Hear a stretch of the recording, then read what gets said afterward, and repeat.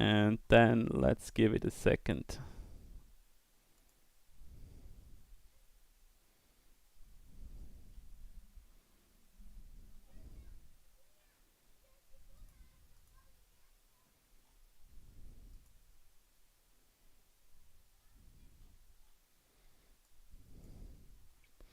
All right, looks like we are online. And then got the notification. Cool. I mean, technically, just look that people can hear us. Oh, yeah, from myself as well. Cool, excellent. Let me bring you up, and then let's go. Hello, Sure. Luke. How are you? Hello, Moritz. How are you? California. Can you hear me all the way from Oh California? yeah, Zurich talking here. Great, great, great. Good Yeah, let me morning, get the Luke. telegraph going. Good morning. Beep, beep, beep, beep, beep, beep, beep, beep, beep, Good beep, evening. beep, beep. Exactly. Exactly. Exactly. Just got the transatlantic cable laid. That would be a great idea actually to make a telegraph. May I ask you from where are you calling in, Luke? Well, I have to say though, I wonder if there's got to be a telegraph AI out there. Somebody's written an AI that can understand the Oh BGP. yeah, Anyway, excellent. You're I'm absolutely calling right. from the San Francisco Bay Area around Oakland. Oh, cool. I love it. And my best friend Where are lives there. you?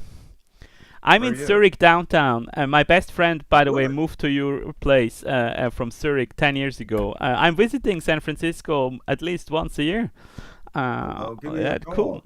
Oh yeah, I Or will give me a definitely telegraph. next time. Next time. Yeah, that'd I be fun. missed GDC this year, so I guess you go to GDC all the time. Yeah, I've been to GDC. That's fun. Okay, great. Luke, welcome to Blind Fluke Studios Developer Talk, Ground of Aces.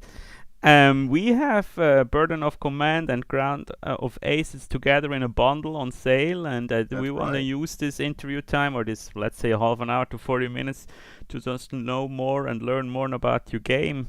So let's start right into it, if that's okay for you. Absolutely. Though I want to say first, I mean, what an impressive guy that he has his own channel for his own company. He devotes it to talking to other indies. So this guy's a community builder. Watch out with other constructive things. Thank you very much. So I love your game. I have it on my watch list since it's in development. But could you please just quickly describe what is Burden of Command? Can you Of course. describe that to someone who does not play too many games, and how would you pitch that game? Yeah, actually, so my work career was in Silicon Valley, which of course San Francisco. And one of the things you learn in a venture capital community like that is you've got to learn how to do what's called an elevator pitch, which you get in the elevator with someone who's got a lot of money. You better persuade them to give you a lot of money before the elevator door opens. So, I spent a lot of time on Burden trying to figure out what gaming community would call the hook. So I can say the hook in one word. The hook for Burden to Command is leadership. If you ask me for a phrase, two words, getting crazy here, leadership RPG. And Oh if you wow. ask me for a sentence, notice I didn't say war game or anything like that. Leadership RPG. I would say think Band of Brothers, interactive Band of Brothers, lead a infantry company from the sands of Morocco to Hitler's Eagle's Nest in 1945, and very historically based. Okay, and it's a leadership training game, or is it a real game? How would you say that? I would say that, hmm, okay, I want to emphasize the role playing. So I grew up, I dye my hair gray just to pretend I'm older. I'm not really older. I'm only like 22, and you can trust me on anything I say from now I on. totally believe you. But You more like more me. honestly, I grew up at the beginning of D&D in the 1970s, and I played D&D like a war. I'm getting into a point about leadership RPG, and I played D&D like a wargamer. I min-maxed, to use a modern term. I wanted to optimize killing all the monsters efficiently. But years later, I was at a convention and I met a real role player. And the role player, we were all outside a door trying to figure out, doing all the right min max things. Listen at the door, let's maximize our buffs. Let's get ready to crash for that door when we know what it is with the right spells. He's playing a sort of alcoholic barbarian, and he just goes through the door while we're planning. I'm like, what are you doing? And it went nuts. And that's probably the most memorable, exciting fight I'd had in forever. And I walked away saying, he role played. He was that barbarian. He wasn't trying to win. And so my point is, for Burden of Command, we hope that people play Burden of Command as if they were an infantry commander like Winters and Band of Brothers in World War II, making those kind of decisions. There's a reason we call it Burden of Command, because the tension is, obviously you have a mission. Take the hill. Every game has take the hill, right? And most games, if you don't take the hill, campaign's over, you lost, you're bad. But real commanders sometimes withdrew. Why? Because they want to protect their men. You could say just to fight another day, or maybe because, like Winters at the late in the war with the canal scene, didn't want pointless death. And so you've got to always balance, should I take that extra objective to please the higher ups and morally to win the war? Or maybe this is not worth it and I need to protect my men, or I just need to protect my company for the future. So Burden of Command. So we hope, I'll say one last way and I'll shut up on this. I was playing with my family one day and we kept mousing over the choices. There's a lot of interactive fiction. And I noticed the moment I saw what the choices effects they could have, I started min-maxing. Oh, +2 trust if I pick that. And I want a lot of trust for my leader.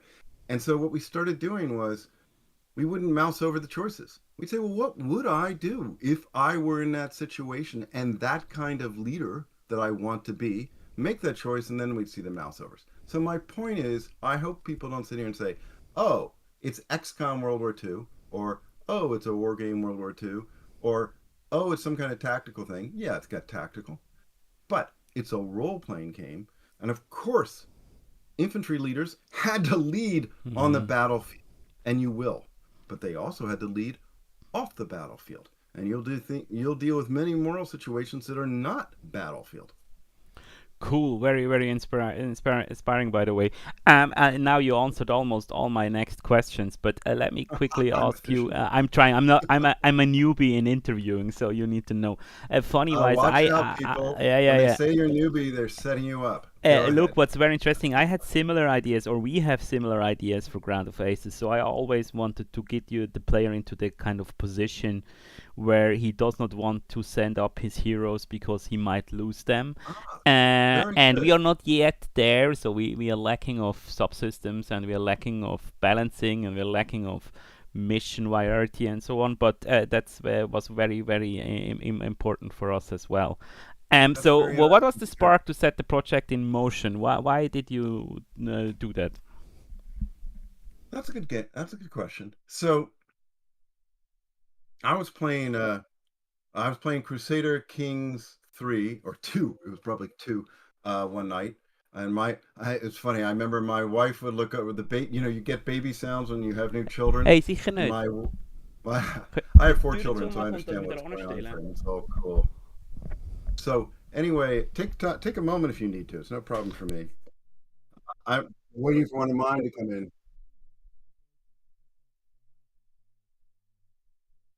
They want to set the house on fire, and you're going to stop them. They're learning about fire. This is important. Learning very clearly. Somebody needs to do a raising. Why has nobody done a raising children simulator? I guess that's The Sims. That that I should not have said that. That's too good an idea. I never said that. Okay, now I'm going to be evil and think about what about the first DLC will be the Adams Family.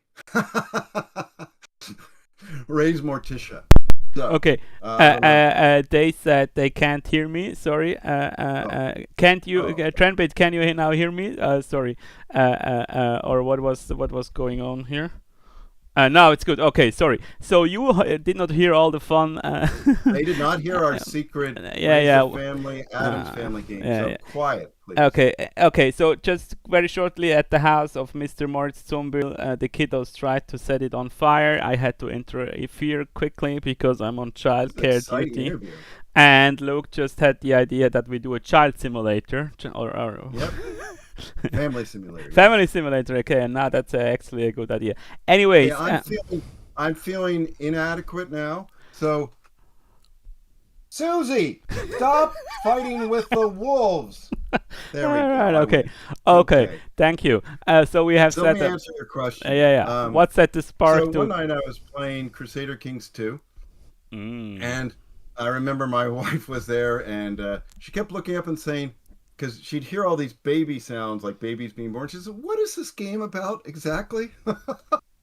So I was having a lot of children apparently. Anyway, I'm sitting there playing Crusader Kings 2. As you all know, probably you play a medieval family. Oh, we It's kind of a played strategy yesterday. role My playing. son that came in. We played yesterday. Oh, did you Yes. really? Where'd you No joke. play? What Yeah, game? Stronghold Crusader. The new Oh, version. very Oh good. yeah, Good for yeah, yeah. you. No, Who were I'm. you? Pardon me. Who were you? What did you play exactly? So we are playing. I'm teaching him. He's only 6, so he's only allowed to Only play six. it together, and we're just Crusader playing Kings. defense at the moment. Impressive. Okay. Wow, I'm intimidated. Okay. So anyway, it suddenly hit me. What if you led a not a family of nobles, but a band of brothers across Europe, a band of officers, right? And so the war's happening as a larger context, but your role playing is really about that family, but it's a military family, so to speak. So that was the origin. In fact, I wrote the developer for Crusader Kings and thanked him sort of for the inspiration. He very graciously wrote back, so I'll give him some credit for inspiring Burden And of and, Command. and, and, and did you always wanted to make a game, or I why a was game? I grew up playing board games before their computers, and then I designed my first computer game in the 1970s.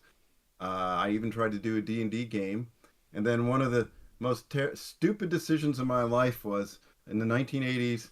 I thought, oh, you know, I could spend the rest of my life doing games, but I need to be a serious person and do research and so forth. And so I'm going to deliberately not release a roguelike D&D like game.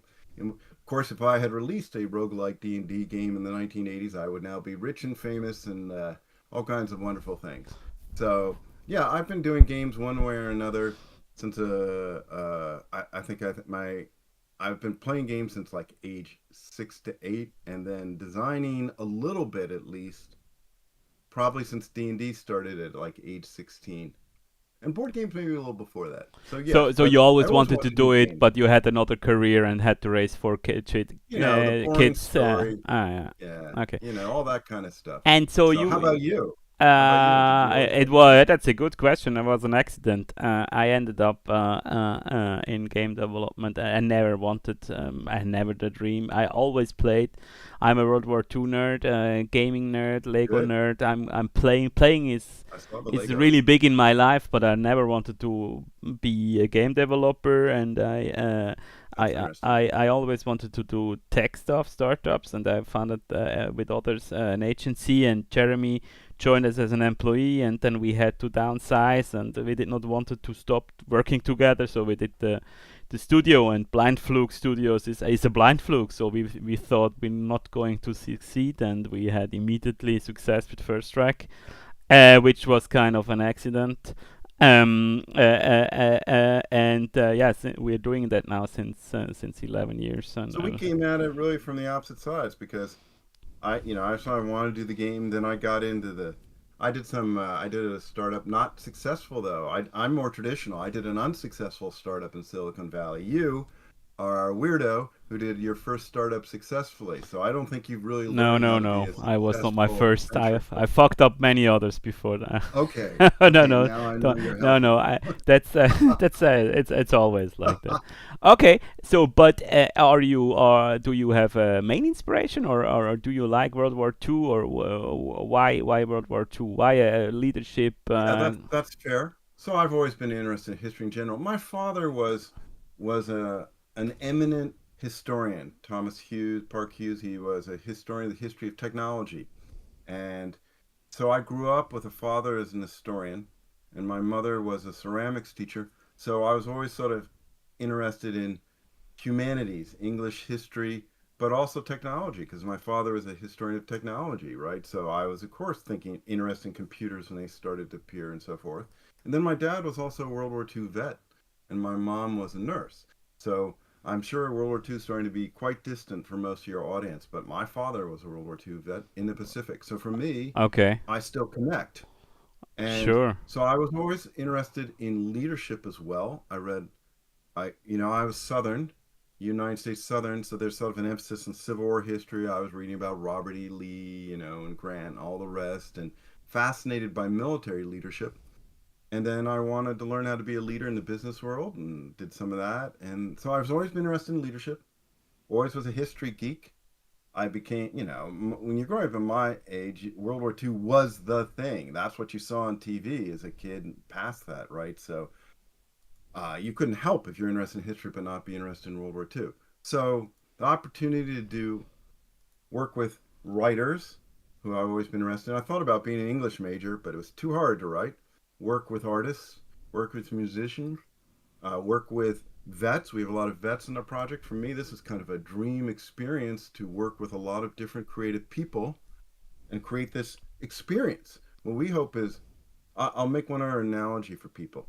A Polish game, by the way, This War of Mine, is brilliant, right? Because it's not trying, I think This War of Mine, where you play, civilians trying to survive in a war zone, is not a game in the normal sense. It's an experience, very engaging, right? You immerse yourself in that world, and how would you survive, and what choices would you make, right? You walk away Absolutely. with Yeah. connection, and so we don't try to release Burden of Command to be fun. We hope it'll be very engaging. You'll want to keep playing and all that, of course, but its point is not fun. Its point is an experience, an engagement, like This War of Mine. So do you have feedback from players and from the community? I guess since you worked with many veterans, I mean, I saw that on all your social media activities pre-release, that you had a lot of feedback from them and you involved a lot of people. Yeah. That was also inspiring for us. How was the feedback from Yeah. players now? So so yeah, a couple of things that should be interesting. So first, my original background was a director of research for a big company, Accenture. So I was trained sort of to research new problems. So when I went in, thought I'm going to try to do a game. On the plus side, and then I'm going to put myself down in a moment, I knew enough to go get a lot of experts. So if you go and look at our website, we have very famous, game designers, historians, artists, writers. For instance, one of our writing experts, William Bernhardt, he sold 22 million copies. Oh So wow. possibly he knows something about writing, I suspect. So I had him come in and actually he looked over all and gave feedback to our writers who are already professionally successful in choice of games and so forth.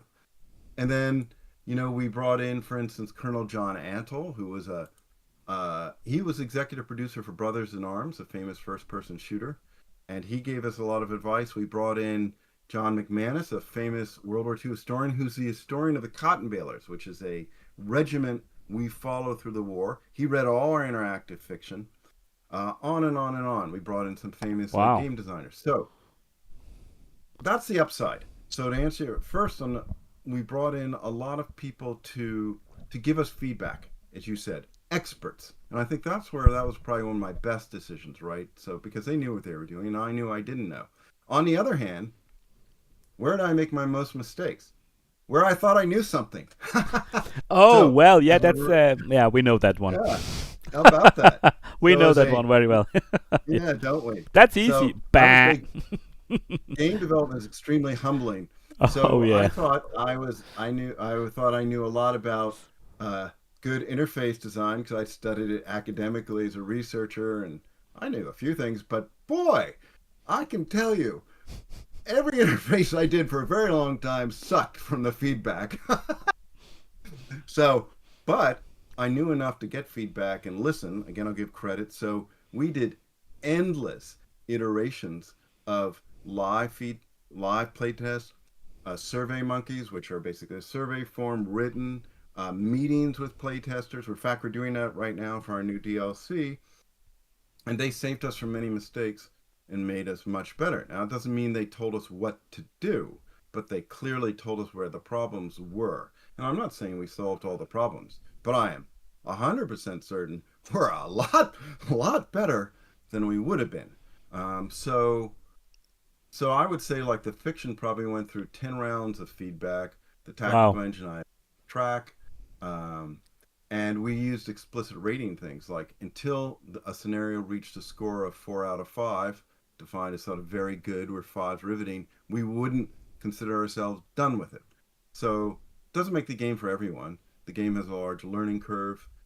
You have to want the experience we're suggesting, and I do encourage people to read the reviews because there are many constructive reviews about where our limits are and where our strengths are. So Fascinating, yeah, Luke. tons of feedback.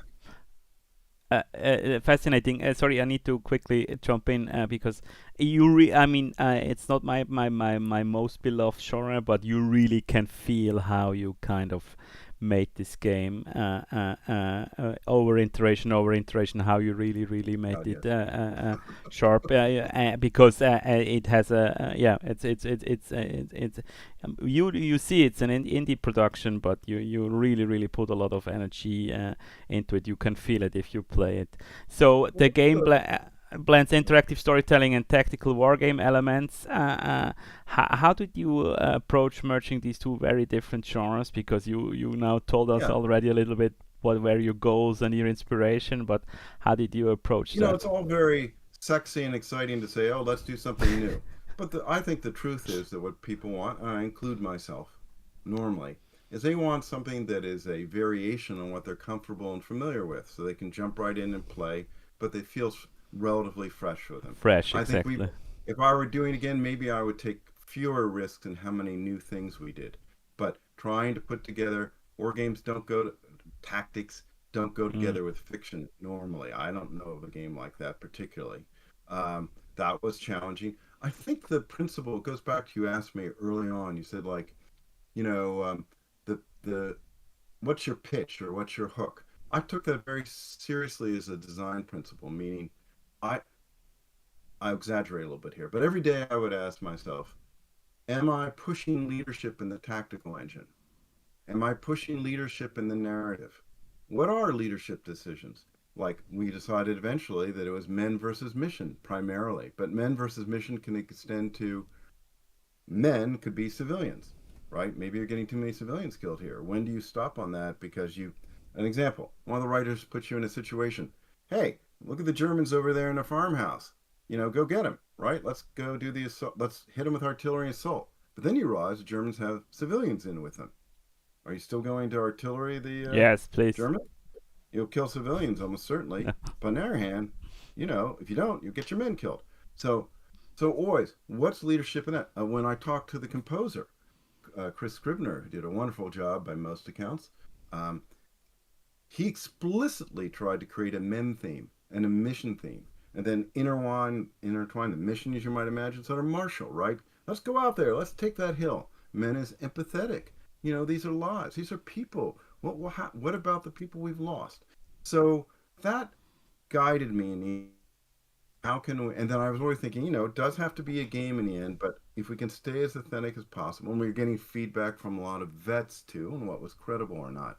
But the reason we have a long tutorial, I would like it to have been a 2-minute tutorial. Instead, it takes probably 2 hours plus, is because we tried to do enough novel things, like, for example, command and control. You don't just move any unit on the board. A leader is in charge of a platoon. A platoon is a group of 3 squads. A squad is like 12 guys. We try to enforce that. That was such a pain in the ass, forgive me, in expressing in the interface command and control, because most games don't do that. And And you making that spend a lot of easy, energy explaining that hard. in a very good tutorial. But you feel like, as a super gaming nerd, I feel like, why does it have so long to be so long, such a tutorial? But it makes total Again, sense. You really want to that was explain that. feedback. Yeah, yeah, Yeah. sure, absolutely. When we had when we had short tutorials, we had people frustrated and confused and dropping off. And when we put more and more effort into it, Yeah. everybody said they wanted more tutorial. Of course, as soon as we had more tutorial, they didn't want more tutorial. But Mm. that's the risk of doing new things, Wh- wh- which is, of course, it's hard, and we did many things wrong. I mm, mean, but it worked out in the end because I think, and based on our very positive rating, it seems to have worked out because we just kept the focus obsessively. Is this a leadership RPG? Are we communicating it on the battlefield? Are we communicating in the tactics? Are we communicating it in the paintings? One last illustration. Most games, when they show a military unit like a tank, hey, look at that cool tiger. It's a tiger tank. What we do, wherever we possibly can, is we show the people in the tank, right? Maybe the leader has his head up in a hatch. Maybe the mm, crew's outside the tank. We're trying to communicate. People are involved in this battlefield. People die when your tank gets killed or the enemy tank gets killed, and it's necessary, but it's a moral plane. And so even in the photograph selection, and then Marius Kozak, who did our art, he's a total war artist of great note. He We asked him to do, emotionally engaging portraits, but also not always hero types, right? Maybe because, my dad was not some Hollywood hero. He just went to do his duty like many Americans. So we tried to convey, sorry, Dad, no insult. You're a very handsome guy. Um, but we tried to convey real people doing hard things. very, very interesting, Luke, and very, very insightful. And just to give you feedback, I can totally feel when I played all what you're just saying, and I think you did a great job, and your whole team. It's fascinating, and for me, Burn of Command is really a different World War II game. So for me, it's really adding something to the whole genre, and I totally see what you describe in the end of the product. But let me ask you, so.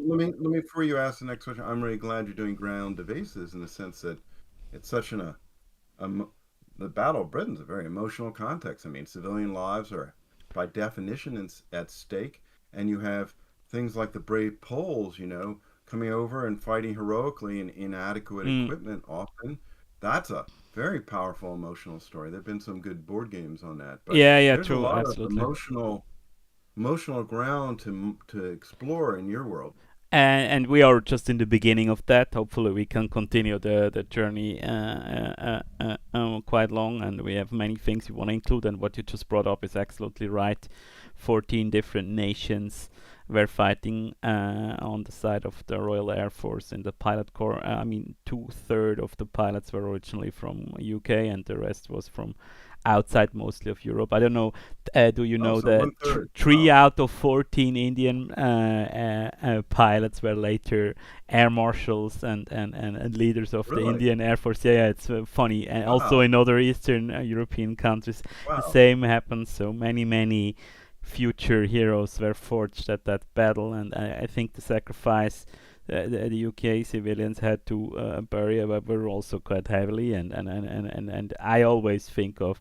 I mean, I know the first real mass bombardment of cities did not happen at the Battle of Britain, but it feels like Pain. humanity lost kind of a piece of its soul when both sides actually started destroying Yeah, and all people were those really cities. shocked by what they were doing. Yeah. Yes. It's And only it's, imaginable for us now, later, I know, it's sad. but at that stage, I think it's a very important turning point, not only for the fight for freedom and anti-fascism, but also kind of for what happened in kind of a war in general. Because yeah, it was really when the air force as a bombing when Hitler started bombarding the English cities just because he could try to kind of force the civilian population into surrendering. Yeah, a kind of crazy Well, to moment be a for history humanity. geek for a moment, I mean, the people between the war thought, well, surely when you bomb civilian populations, they'll want to surrender because Mm, they can't do anything. They're helpless. And to their exactly. shock, it didn't really work that way, right? The No, British no. kind of got more pissed Uh, and wanted to fight and more. and I mean, yeah, exactly. And the same happened on the other side as well. I mean, it's unimaginable That's what true happened too. in German cities and Japanese Yeah, cities and so incredible. on. So, Have you seen the TV series Piece of Cake, by the way? It's no. about oh, you should. It's RAF. I would call it RAF World War II Burden of Command. So Okay, it let follows a me group of check that pilots in quickly. the war. Piece of cake Piece of Cake. series.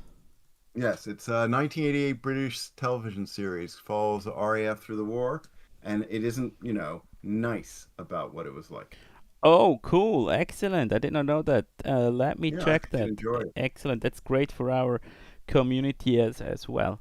Hey, And so would I'm really grateful to you for making such an approachable World War II themed game. I mean, I've looked at the feedback. You guys are obviously doing well, and you can bring people into that world and that theme very, very easily, and that's really important. hopefully also younger ones. I mean, in Yeah, general, the average. I'm surprised how high the average of age of our players are. I hope to be able to reach out to more younger players, and did not succeed yet, but will maybe do. Yeah. So, would you describe your team as an indie team, or oh, 100%. 100%? We're we're mostly volunteers, and we are distributed across the globe. Oh, wow. Well, am I exaggerating? I'm exaggerating a little bit. We're distributed across North America and Europe, I'd say. Okay. Um, and we have like one of our scenario designers, Hank Stoffers, is in the Netherlands, Yep. and we have people all across the United States, and so I don't think I've met any of my team except one guy who's a friend for 50 years personally. We only know each other virtually through meetings like this, and and then we get a tremendous amount of effort. Like we had a lot of vets come out of the woodwork when the project was announced and say, I'm really glad you're talking about these issues because most games don't, and so can I help, right? And Cool. I would say it's quite humbling to work with vets because, and these are vets that are not only American vets. Again, we have British vets and German and Dutch and so forth. Is they give so much already. They've served their countries, and then they volunteer for more. I like, what are you doing this weekend? Oh, I'm working for the Red Cross this weekend. Dude, you served your country. You're volunteering for us. Couldn't you take a break at some point? So, but yeah, we're very indie, and we're doing it first and foremost as passion. Obviously, if I had to survive off this project, I wouldn't be surviving. So, I have some, I earned some money in the past, and it's working out, but we're first and foremost trying to deliver on something we believe in rather than just, if I just wanted to make more sales, I'd do World War II XCOM, which is a Uh, fun thing and I'd play too. But we're trying to do something a little different. and how many people worked on the project so far? Well, it depends on how you count. If you count literal, it's about 13 people. Yeah. But if you added them up into what, FTE full-time employees, the equivalent would be about three. Okay. And And I'm a 4 years solo or dev at five this point. years? What? 4 years or 5 years? Do I misremember that? How long did you work on the project? He wants you. I don't think he does misremember. He's trying to put me in my place. We announced we were going in 2017 that we 17. were Oh, going okay, to longer. Yeah. release in 2018. In fact, fun story. So I was a green developer. So I'm talking to the team, and we put out a release trailer, and I say, well, at the end, we're going to say releasing in 2018. And they said, don't do that. Don't do that. You don't know. I said, oh no. Oh no, I know. I'm like I'm like a classic Green Lieutenant. Oh, we're just going to charge across the field, and the Germans are going to Yeah. surrender. So, oh boy, did I get schooled and humbled. I had to do like a Okay. humility. Stupid me. So after 2017, never ever again did I release a release date till we were like, or say anything about it till we were like 2 months away, and I was pretty sure we Uh, really were going okay. to. Okay. Okay. So, what was the biggest design challenge you faced with limited resources? What would you say? Well, I would on the interface, etc. side, I would say trying to do that's very familiar. Tell him you'll let him burn something later if he behaves. So go do what you have to do. It's okay if you leave the door open.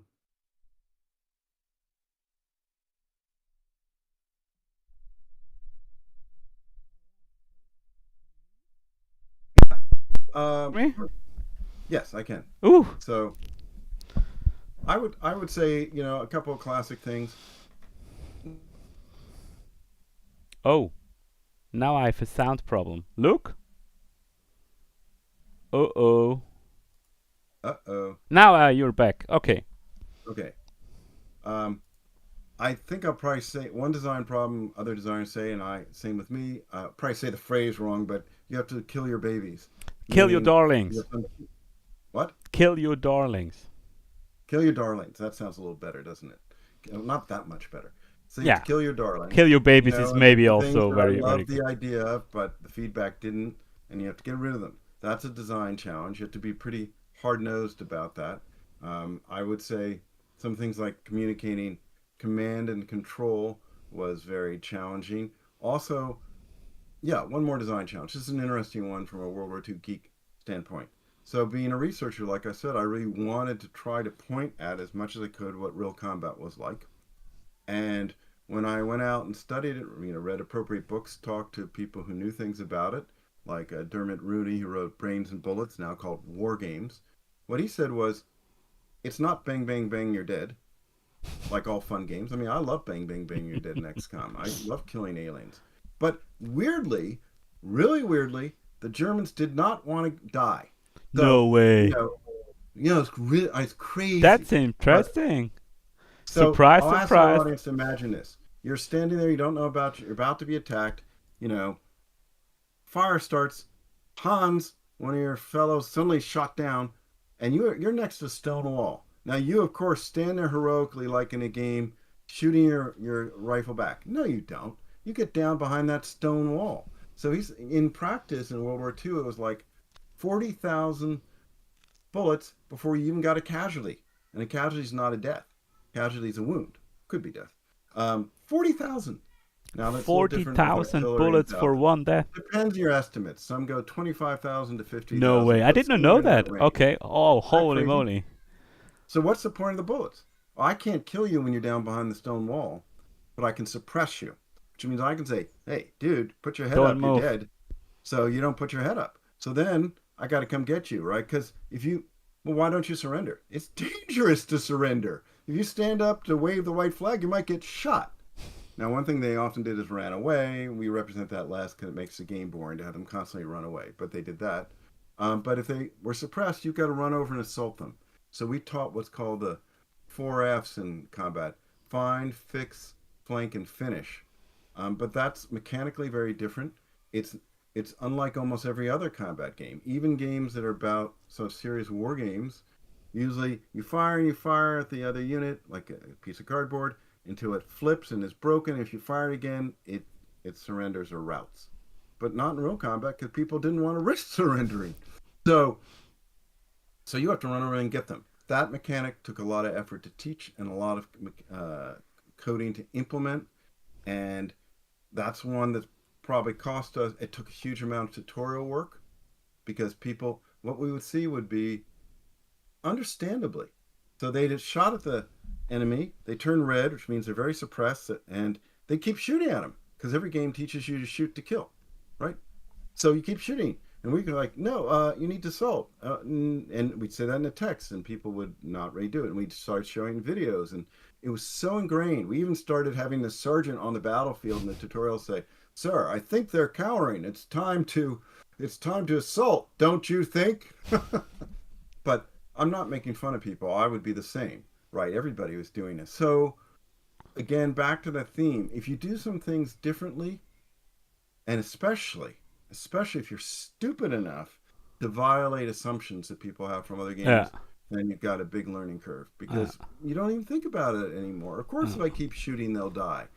Every game known to man Yeah, teaches sure, that. And sure, again, sure. I'm We are not as kind of passionate as trained other as gamers. players to react Yeah, to and I these want to games. emphasize, Mm. I love shooting things till they die in XCOM. It's fun, but we tried to get what the real experience was like, and that was not the real experience. And so we tried to do that. So, in a nutshell, trying to represent some of what the real war was like has many hard design consequences.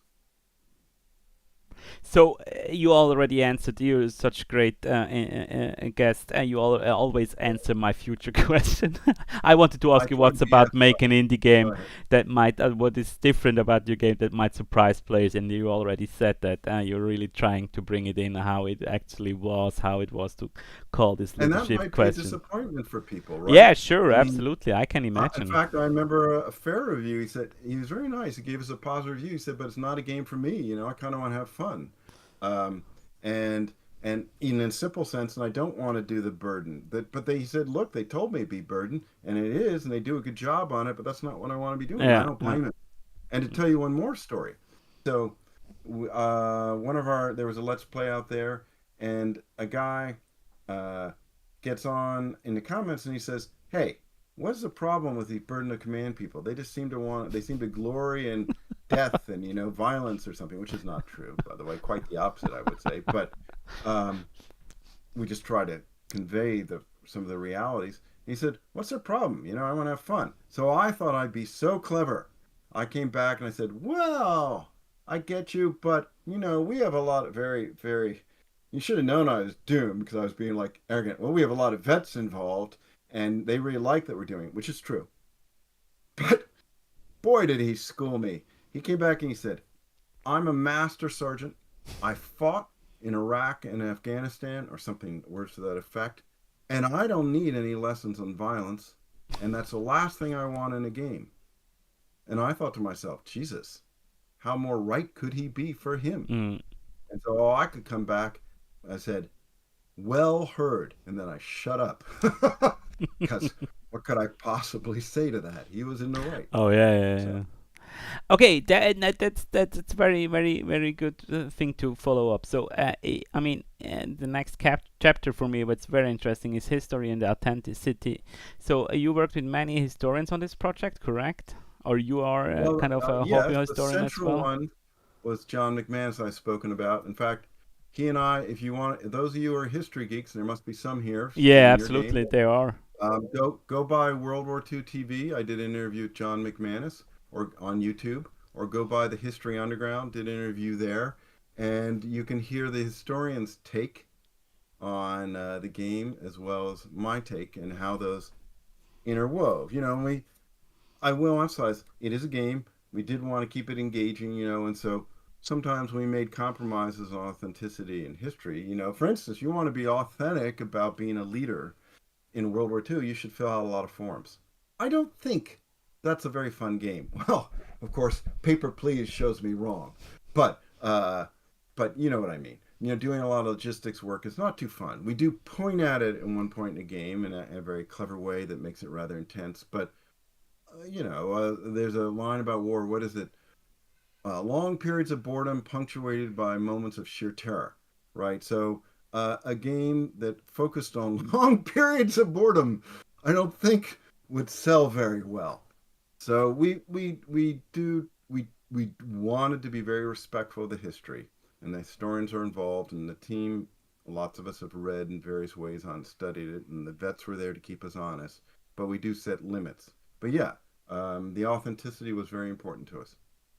Okay, can you share with us a little bit what how the collaboration looked like then, and how did you do that? You Yeah, said actually, we so follow the Cotton Regiment, so the correct? cotton balers and Cotton Bales, John pardon me. Yeah. and Dr. McManus, I apologize. I'm a lousy sales guy. I haven't plugged your book. Actually, Let's do the one sales pitch. second. Yeah, Commercial I will get break, that. everybody. Commercial break. I Uh, need take a break. Okay, give me. You're going to take a break. No, no, no. I said commercial Oh, break. oh, Don't. commercial break. Yeah. Bring the book. All right. Look, see, I'm not a 3D AI driven avatar because I stepped out of the screen. So here's his book. Okay, John, am I your friend now? So here it is. Cool. American Courage, American Carnage. John McManus is a very well-known military historian, and I'm really proud. Let me put it this way: I display the book on my bookcase with the back on the showing. Why? Oh, Because right there cool. it says the book that inspired the immersive Burden of Command video game. So they actually put the game on the book. So this is for the team, makes us very proud. So this is the Bible. If you want to put it differently, this is the cheat sheet for burden of command, because we follow many of the battles that the real cotton balers did. Of course, we cherry pick, and your company, strangely enough, and your group of 100 guys ends up in all the most interesting battles to our mind, tactically or emotionally, when, of course, no one single company did. So we cheat, but we have to. It's a So game. you merge it Um, together, all the yeah, interesting stories. but when you're in the situation, we try to recreate it. But of course, uh, Steve, one of our game designers, Steve Overton, says our job is to put you in their boots on their ground, and then you go where you want. So that's what we try to do. We follow the history. We put you in a real situation, in a real context, but then you can make decisions different from history. Or what the hell are you doing? Might as well read a book, right? So we follow that carefully. John reviewed them all for accuracy, and then we take some design liberties where we think things could have happened. Like, for instance, if there were Germans had some Tiger tanks nearby, but they weren't in a battle, but they could have come in under certain Mm. situations, then we're going to allow that. But there will not be jet fighters flying around in Mm. 1942 in North Africa, because there were no jet fighters in 1942, at least in combat. So, yeah, we try very hard to stick to the realities. We read a lot of biographies of real leaders, and uh, one of the phrases I like to say is, here, I'll do two things for fun for you. First, history is stranger than fiction. So we usually take our emotional combat situations from. I don't know if I can find this right now. Actually, I won't try to. Um, from real, I'll give you one from our first trailer. So one of the ones you can see in our first 2 minute trailer is there's basically a sniper. This is historical, and we put you in this situation. So there's a sniper shooting at your men. This is in, I think, Sicily, and nobody can see the sniper. And so you get a choice as a leader. Do you want to step out in the open so that you guys can see the sniper fire and see where he is? There's obviously a little risk in stepping out in the open so this you can see the sniper. But unbelievably, Colonel Heinz, who was in charge of the Cotton Balers Regiment at that time, did exactly that. I mean, Jesus, he did Wow. that. And they Himself. got the sniper. I mean, talk about guts. He But himself, of he course, puts himself out in harm's way. he stepped out Oh, there so the wow. sniper Okay. would target him so that they could find him. Oh my God, he was a very interesting man. I think, But if he I've got was the not history shot, right, obviously. obviously not. But he was raised in Germany, I think, and then came over to the United States. So he had a very interesting background. But for all the heroic stories where the guy steps out and to expose himself, there are a lot of stories that we don't know because the leader died right there, right? So, of course, you can be heroic, but if you're heroic all the time, you'll be dead. So we make sure that if you do that, there's a real chance you can die, and you can die in the game. Mm. A new leader will start, but your current leader is dead, and your reports can die permanently in the game. Because where's the burden of command if nobody dies permanently? Mm. I remember playing Call of Duty. Fantastic, emotional, visceral experience. Oh my God, I am on the beach in D-Day. Oh my God, it's horrible. I got shot dead. But whoa, magic. 20 seconds later, I'm alive again fighting, which kind of kills the immersion. Mm. Great game, but not really, not really credible on the burden of command side. So we stuck to the history. We had a lot of vets involved, and our scenario designers and writers would go read the appropriate. Oh, one last cool thing for your writers. I mean, for your audience. We sent two archivists into the U.S. National Archives to get what are called after action reports, which were Oh, the wow. typed reports from infantry leaders in the cotton balers Like about their Winters is experiences. doing also in Band of Brothers. You remember the scene Yeah, when he's exactly. writing the They're thing? good. Oh I yeah, forgot that. cool. Oh, Very good. They I actually, need to connect to your historians. Maybe or now I forgot the English word. Pardon me. But that might help us as well to fetch some of the reports yeah, from the pilots because I it's imagine fascinating. it's fascinating. Yeah, yeah. I found some stuff We got a lot of online. photographs. We got a lot of photographs out that Yeah. they got digitized that nobody'd seen except for historians. But we have accounts from infantry company commanders on the beaches in Morocco in 1942 saying what happened to them because they're reporting their officer, like what you see Winters doing, and why they made certain decisions. And I, it's very poignant. And we put some of those images in so when you are in a battle or after battle, you can see what the real commanders said or did.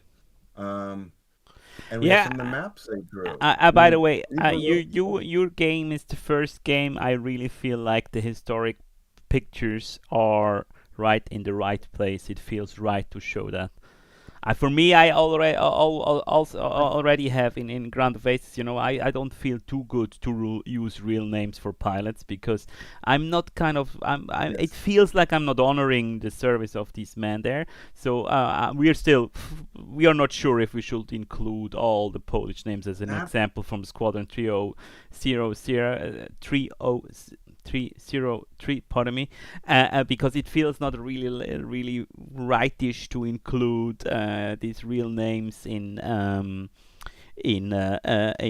a game that's so cartoonish, and that where people have so much fun playing. yes. But in your game, I totally see it, and for me, it's But really. good for you. That's a real issue. We worried about that too. You were And it worried. That still was wasn't my next easy. question. It was not easy in our context. Yeah. For How example, did the veterans react when you asked them during the they process? were in general, vets were very supportive. And I Really? gave you an example of a guy in the comments who didn't like, because his own experiences didn't want a game about, those kind of things. But we had a lot of vets volunteer themselves, as I said, because they wanted these stories told. They didn't want combat to be Okay. just And for a them, it power was not trip. a problem that it was a game setting where people could play differently, experience differently, change the decisions Oh and so no. on. So I was going to say here is an issue. So this was very tricky. So I'll give you a concrete example. There's a commander in Italy, a real commander, but I'm not going to name him. And he's described in John McManus's book. And at one point, he sort of orders the men in daylight to go move up to the front or move supplies. I don't remember the details, but it's extremely dangerous. And his subordinates pushing back, like, can't we do this at night? Why are we doing it in the middle of the day? You're going to get a lot of us killed. And yet, for whatever reasons, the order still went through and they had to do it. And it became very tricky. And I think there were protest lodge. I don't remember the details. My point is, we sat there and said, now that's a very interesting burden of command situation, obviously, right? What if Obviously, you're the yeah. subordinate? But, but I'm not that commander who was making that decision at that time there. I don't know everything he knew. Maybe he knew that the men had to get up there because there was intelligence there was going to be a German counterattack, right? And so he didn't have a choice about being nice and he couldn't reveal the intelligence, maybe. I'm making it up. But my point is, who am I as a nice civilian decades later Yeah, to judge some absolutely. prior commander? It's not my place. Um, Absolutely. and so we had a rule which was for historic figures. First, we didn't let you play historic figures because that's just weird, right? You shouldn't get to change what Winters did. I think that's odd myself, right? So unless Winters himself gives me permission to do that, we're not going to let you play historic leaders. Your leaders are all fictional. They run a fictional company. They're inside an historical regiment. But for historical figures, they do show up in the game. We had a rule, and the rule was we never had them say or do anything other than they did historically. So Ah, so if interesting. something Very happens like I interesting. just described, we'll just reproduce it, but it doesn't get to be changed, Yeah, right? Because it's not our place yeah. to do that. In my opinion, it's disrespectful. So all the elements the player can control, they are newly invented. They're not historical accurate, and Well, we'll stuff put that you in happens historic by real ones, people. but you can, for instance, you can make all kinds of Mm, historical decisions. Like you can decide to send your troops this way or that way, or attack this place when they didn't. mm. That's a different kind of decision. But when it's a decision that might be judged as sort of we don't you don't take over literally an explicit decision exact how can I say it sort of some decisions are not charged that way, some are. When they're charged, we have to be very careful. um, Also, what we'll do is, there are many situations across the war where like somebody's wounded out in the battlefield. Are you going to go out and get them? But then you might get more people killed rescuing them. Mm. Now we can we can give you that experience and that decision because we know that happened in various ways without making it one particular decision with one particular person and committing to what they did. So the other thing we'll do is we'll put you in a general situation and tell you what somebody historically did, but you made your own decision. But that you don't, we don't pretend that you get to change that person's decision. You just get to be you in that situation, right? So yeah, so historical figures in the game we don't play with, so to speak, but you can do what Oops, another connection problem. California, can you hear me? California. I'm here. I All can right, hear all you. right. So, a very, very interesting look. I could talk to you forever, literally. I have two other very important topics for myself, and then I need to go and make dinner here Oh, for it's the my for the pleasure. family. Just one question: how About important do those you fires. think is historical accuracy for your fan base? Do you have a feeling for that? What's the feedback here? I should have been asked that exactly. That's an interesting question. I think we push it so hard as our a lot of our point that people expect it. Uh, mm, there's certain. It all depends, right? So, what was we had every one of our play testers, we had about 600 play testers, fill out surveys of who they were as a gamer. There's some really nice things out there that gamer surveys that are based on like have done their studies on like 400,000 gamers, right? And the types of gamers there are. For instance, there are your audience. I'll tell the audience a bit so they can decide who they are. So there are immersion players or what I'd call RPGers, right? They're there like the drunken barbarian to just see what would they have done if they'd been a leader of a company. Mm, There are creatives. Creatives are people who are really most interested in breaking the game, right? Can I jump the thing off the cliff when it wasn't expected, right? And they want to see where they can push the boundaries. There are achievers, which want to get lots of achievements in the game. I'm not one of those, right? I don't even think about that, but there's a good chunk of our audience that does, and so we designed for that. There are what I'd call mastery players, which I'm a little bit towards, right? The min maxers. So trying to count, uh, you know, some people are there, they want authenticity in the game. Some of them are there for more tactical. Some of them want the emotional burden experiences. Some of them are really there for the history. So I would say another humbling, important lesson as a game designer is that your audience is not one type of person. yeah, yeah, There are yeah, many absolutely. different populations and they have different needs. Mm. Like some people love having the videos in the game to teach. Some hate having videos in the game because they want to learn by doing. Some don't want to learn by doing, they want text, on and on and on. So everybody's different. And I learned that as a leader in the real world that everybody who works for you is different, needs to be led differently. Some people want a lot of freedom. Tell you one more fun story, and we can probably stop on that on leadership. So there was a book called Battlefield Leadership or something like that, written by a German commander in World War One and went on to be a Panzer Division commander in World War Two. He came and gave talks at the U.S. Marine Academy in the 30s, and his battle leadership book, he said, look, everybody's different, and so what I learned was to lead them differently. So one of my reports, let's just call it Hans. Hans wanted to be told exactly what to do. So I told Hans exactly what to do, and he was anxious if he didn't have exact directions. On the other hand, uh, let's see, Frank, um, highly independent and would get extremely irritated if told exactly what to do, and he just wanted the goals. So I told him only goals. And then there was uh, Schubert or whatever, and he always wanted to be right and prove me wrong. So I would deliberately always lead with the plan I didn't want to do, so he could tell me how, and while saying, "Yeah, well, there's this other plan, but I don't think we should do it." Uh, So he could say, "Oh, you are so wrong, Luke. Here's why we should do the other plan." But that's exactly what I wanted him to yeah, do. yeah, yeah. So, That's a so my lesson I point should is, learn as well as a leader.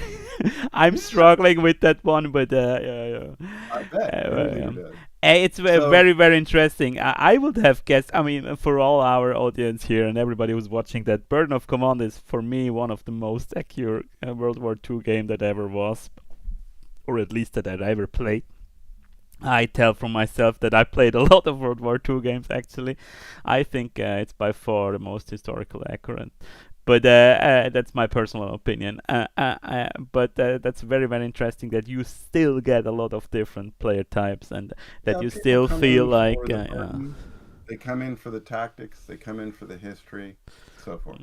we have to. But I have to I'd ask say the you. dominant thread is people want to role play being a leader in World War II, right? Mm, They've seen something like Band of Brothers. Could I do it? mm. And that's the dominant motivation. Mm. I have to ask you another leadership question because I'm so fascinated by that topic in general as an But you're entrepreneur doing and it. as a leader in general, and as seeing so many people struggling with leadership and Oh, wait, having a wait a different. second. You've been getting too many questions. Tell me one of your leadership rules or principles. Come on. Well, You're going to find out who he really is. I'm just trying to be human. That's one of my That's first good. leadership thing. I'm That's never hard, actually. asking something from people that I would not do it myself. So that's kind of Lead by example. I live by example. Very And important. if I'm not working the hardest of all, then I'm not a good leader. This is generally my rule of thumb. So I need to be really at front. I must say I'm young still, and I need to learn that sometimes delegation is over is undervalued, Yes. and clearness as well. But in general, these are my three rules. And yeah, I'm Cool. always say I always follow the thing. I don't fool anybody. I'm a fair and transparent trader. I mean, yeah, lying is not an option for me in general. If it's not working, then it's not working, and I'm trying to tell that to everybody. Fairness. Hey, I I have to mean, tell one more. yeah, Okay, go ahead. and maybe you need to understand. I'm living and working in Switzerland, and this is a privilege. And one thing about Switzerland that nobody understands who's not living here, trust is really really high. Interesting. If you do business locally here, you can only fool someone once, and then Haha. everybody knows, and then you're Interesting. out. So that means nobody is really fooling others. A lot Go of stuff Swiss. here gets done just by a handshake, just by email, just by Right. that. That's very very very different than yeah, somewhere. Interesting. So yeah, that's really really, and I'm doing that also when I'm working with people from around the world. So it's just how we are. Sometimes it's a bit disturbing for other people when I just say, yeah, a deal is a deal, a word is a word. So I think that's interesting. But Luke, let me ask you Let's one something. quick. Can I one story on that quickly? Yes, sure. So Eisenhower was learning to be a commander in World War II Do in you know North the Africa. Eisenhower principle, by the way? What? The Eisenhower principle. Oh, well, I'm teaching what's the that Eisenhower? everybody who's joining my team. What's important and what needs to be done now. So these two axes. This is the Oh, Eisenhower good for principle. you. No, I Anyway, didn't know that. yeah. You That's need to look it interesting. up. I'll That's look one that of up. most important thing in my life. Just do the I'll important look that and up. urgent That's very stuff. interesting. So anyway, he's in North Africa. It's 1942, and honestly, getting his butt kicked by Rommel. Battle Kasserine Pass, it was called. And so he was honest, quote unquote. I'm just going to put a subtlety on the honesty in leadership. So I believe in honesty in leadership, but here's a subtlety. So Eisenhower, and by the way, Eisenhower felt that leadership was one of the few things that could be learned. Interestingly, it wasn't a trait; you learned it. So he was very honest with his reports, like that he was worried about what Rommel was doing to him, that how it was going to work out, and he found out later all subordinates were demoralized and a little panicked by the fact he was saying that he was worried. In other words, he realized he was a little too honest about Yeah, that about I had to learn that the hard way, to be honest. yeah. And Too so honest is after not that, good.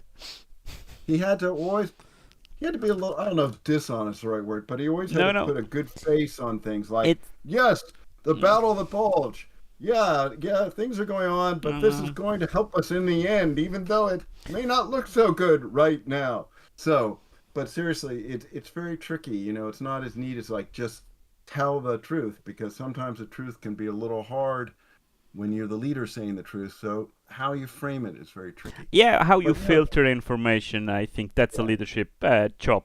You don't need to lie. If someone asks and wants the information, you give it to it, but it's just what you present and how you present it. And I think that's one of the most challenging thing in leading a team in general, and kind of sorting information. What do you amplify? Where do you bring the focus on and where not? And yes, you can say it's too honest if you tell everything, but it's definitely not helping the team to achieve well, its I think goals. how smart Churchill was in Battle of Britain, right? What did he say? Look, all I have to offer you is like toil, tear, and sweat, or blood, Yeah, sweat, and tears, right? I mean, exactly. he was pretty honest, but because of how he delivered it, he raised morale. Absolutely. So, look, one leadership question, and then my final question. So, Sure. how do you approach portraying the pressure and psychological weight of command? How did you? I mean, you said in the beginning that this was your inspiration. That's why you wanted to do it. I mean, it's in the name, burden of command. Right. But how did you approach that? Did you Yeah, had that many game mechanic ideas, or did you had a thank you. feeling in So mind you wanted yeah, to I show to can the speak to player? that. So, like I said, tried I just tried to keep I'd read a lot on doing game design from a more experienced game designers, so I was just trying to keep what laser like on communicate leadership, and then eventually we figured out that was burden of command, men versus mission, and then communicating that. And so let me be concrete. So how do we communicate? First and foremost, there's no burden of command for you if you don't give a damn about the men. In other words, if they're just some sprites on the battlefield, you move around and look, it went from 6 to 5. That's too bad. I'll replace that in the next scene. There's no burden of command. You're just moving around graphics, right? So we spent a lot of time talking to experts, about how to handle this problem. Like Chris Avalon, the famous game designer, advised us early on, and he taught us tricks for empathy, and then William Bernhardt did. So let me give you concrete examples so that you would care about your men. So William Bernhardt has one of his books on writing. He does a lot of teaching how to write. He says, try to take your character early on and convey their humanity through a little anecdote so people connect. So he said, maybe you're doing a book on Superman. Well, one of the first things Superman should do on his way to doing something super heroic is maybe he should save a cat from a tree, because that's sort of just human and small, right? And connects you to this person as a person. Um, and wasn't a good superhero decision, but was very human. So we spent a lot of time on empathy moments. I'll tell you one trick that Chris Avalon told us from game design. So he's a And by the famous way, RPG. and empathy, that's where I think your historic photos in the game work so perfectly. Exactly. That's what I love Exactly. about it. So Exactly the that moment. photographs You are do that always very, focused. very good. The selection of photographs is insanely good. Steve Lohr, who's a vet, Navy vet, U.S. Navy vet, runs that team. And every week they sat there and said, which of our photographs are the most emotional in the spirit of burden Mm, command that can convey it? mm. How can we pick a more human? How do we make the angle on the photograph so we connect? All the things like a movie director would do. So, so back to the writing, etc. Or Chris Avalon taught us a trick. So he said he was watching, I think Baldur's Gate 2 or something, and there's a little gnome playtest, and the player, after a while, who's talking about their experiences, they play, said, God, that gnome is so annoying. Chris Avalon writes down a note. Gnome, very annoying. What does he do? He goes back to the characters in the game and he makes them say about the time that this player said the gnome was annoying, say, would you shut up? In the game. Give me Would a you shut second. up, gnome? You're so annoying. And so what is it's fine. And so what does the player do? They hear the other NPC say, "Gnome, you're so annoying. Shut up." And they say, "Oh, I like that character. He gets it. The gnome is really annoying." Tricks like that too. We have our character say barks about, say, Dearborn, who is a little annoying, a little too know-it-all. at times we think the players are probably starting to get annoyed with Dearborn. So the writing tries to reinforce the empathy. The painting, Marius Kozak, great artist in our opinion, Total War artist, very human portraits, right, of the people. So you connect to them visually. The writing spends a lot of time developing the characters and their backstories so that you care about them, right? That they're not cardboard. The music tries to hit emotional tones at certain points to reinforce. Um, on the battlefield, how do we convey the burden of command? Well, it's not chance that you always see a little miniature portrait of the face of your reports, so that it's Lieutenant Dearborn rather than the number 6 you'd send up the hill. And you're thinking, Dearborn's been with me the whole war and we're in Germany. Do I really want to Yeah, send him yeah. up one It hill, really works the right? longer you play. That's absolutely And then, no doubt, if fascinating. I'm nasty and the writers are Uh, nasty, Dearborn will say something. I'm going to do this, sir, but I don't know if I feel like my time's running out, and I'd hope to go to college or whatever. yeah, Just to yeah, be exactly. mean to you, Yeah. right? And and we felt we'd succeeded, and we started having players say things like, I really didn't want to send him up the hill, and I didn't send him up the hill because I just felt I couldn't send him up the hill one more time. But if you keep the leaders back, right, and they don't lead from the front, the men notice, and you don't gain trust with the men, which is a mechanic. There's a trust mechanic. But if you lead from the front and put your ass on the line, the mechanics note, oh, the leader's in fire, he's up doing the assault. You gain trust. But guess what? If you're up front leading from the front, you have Now we as a have. tactician. I'll be brave. I'll be heroic. I'll lead from the front. I'll gain trust. But you may get killed. Or less excitingly, you are up front. You get suppressed. And when you get suppressed, because you're taking fire, you can't order the men as much because you're keeping your head down. And so we literally reduce the number of action points, or what we call orders, for you as a leader. So if you're a superhero and you're running around out front, even if you don't get killed, you may become ineffective in leading because you're not staying back. There's a scene in Band of Brothers to reference that again, where Winters wants to run forward to save the situation. Yeah, yeah, yeah. And the higher command says, no, that's not your job anymore. You've got to let them do that. You've got to keep the big picture going. So as you move up the ranks into captain and so forth, you may need to stay back to be a better leader. So there's burden of command on the battlefield, in the writing, in the music, in the photos, etc. Very, very Even interesting. last thing, I have to say this one: the victory conditions. We finally came to inspiration late in the game that there shouldn't be two different victory conditions. The mission, which every game has, right? Conquer the hill, get the 3 objectives, and the men, right? So maybe if you press for those extra hills, you're going to get more men killed, and you're going to lose the men victory condition because you have too many casualties. Or you feel like, I'm not going to win the mission, but I could still win with the men and get a major victory with the men, and so I'll withdraw. It's very hard to teach gamers to withdraw because that feels like a loss. Oh, I'm a bad player. I gave up on the scenario. I'm a bad person. But rogue commanders withdrew all the time because it was necessary. And a good commander would do that. Like, well, I what's the mean, point of getting my company slaughtered here? There's no point. So so we had to help the players though by giving them a victory condition that said you're a good player for withdrawing. Like, mm, sometimes you are. But of course, if you do withdraw too early, you may have to talk to the colonel. And if you don't withdraw in time, you might have to talk to Sergeant Grant, who's kind of the voice of the men. They're like, you got a lot of men killed for that extra hill there, didn't you, Captain? mm. Fascinating. As I said, look, I could talk to you forever, Yeah, but I I'm want to having come fun. to the closing question. And you also almost answered all a question, kind of. But what's really, as I said, I think your game is fascinating. I really like it. It's very unique. It's very accurate, Thank and you. That's it's kind. still fun, in my opinion. It's mostly engaging and not fun. I totally get it, but for me, it's fun to experience that burden. What is the thing that you are most proud of, Burden of Command, Luke? Yeah, what was and also what was the most rewarding moment for you in the project?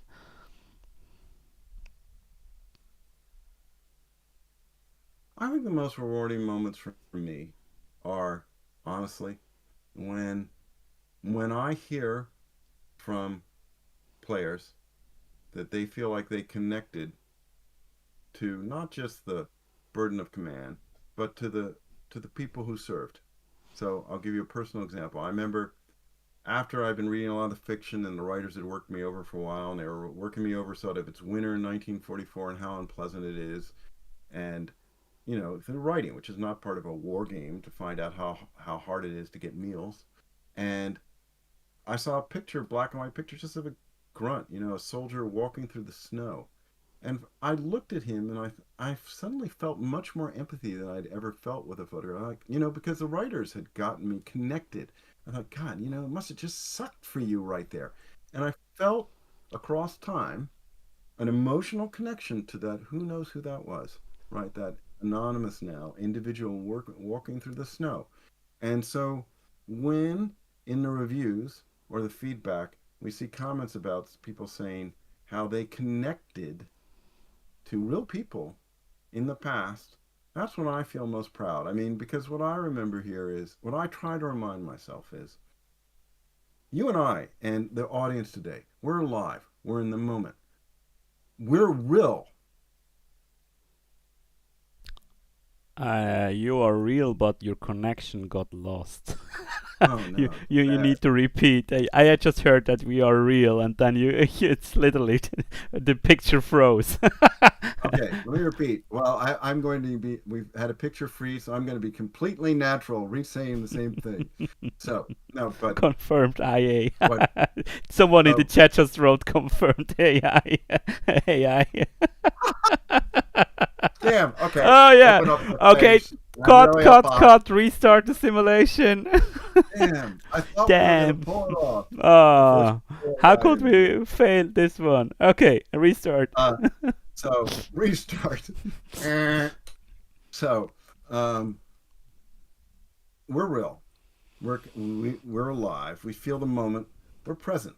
But the people in 1942 were as alive and as real, But they were and they in were black having and their white, conversation. Luke. They had no color yet. They were just all in black and white.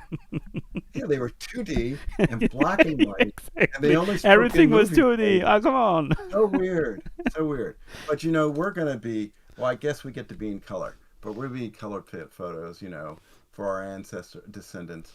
So if we if we can connect people to people in the past, to me, it's kind of a spiritual thing in the sense of bringing those people back alive for a moment. So that I think is the most rewarding moment for me when I hear people saying things like that or saying, I want to go read on the cotton balers, or, or the other stories that we hear, which are very moving, is, like, well, my grandfather fought or my grandmother served in this way, and hearing their stories about what they went through, or from the vets, their stories. When we connect to people about the emotional realities of people in the past, those or people in the present, but especially in the past, those are probably the most rewarding moments.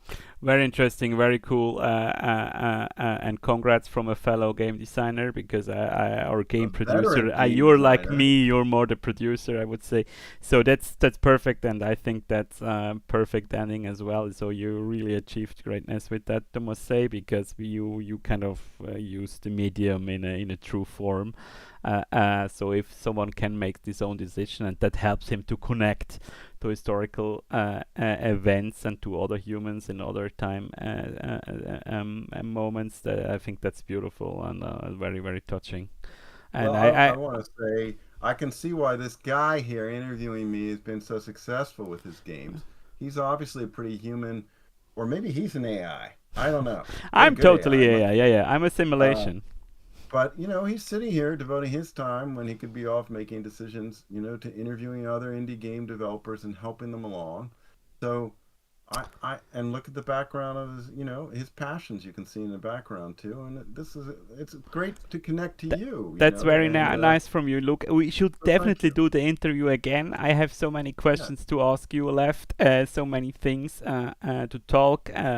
So let's do it again. And we will. you have now a whole day in Oakland to spend, and I need to go and make dinner. Everybody is waiting. So And you thank you gotta very don't much. forget to put out the fires. I have to put out the fires, the little ones, lad. Yes, exactly. And Thank you and for your also time, and thank thank you you, very audience. much. Pleasure to talk to you. Was very nice to talk to you. See you soon, Luke. Thank you very much. So everybody, play Burden of Command. It's for another few days in a bundle with Ground of Aces. So if you have Ground of Aces, you Like can round of aces. buy Ground of Aces, buy Burden of Command, 20% off. I will do an email to all the community members. I will drop the links in the Discord community. And thank you very much, Luke, and have a good week. Thank you. Thank you. Bye bye.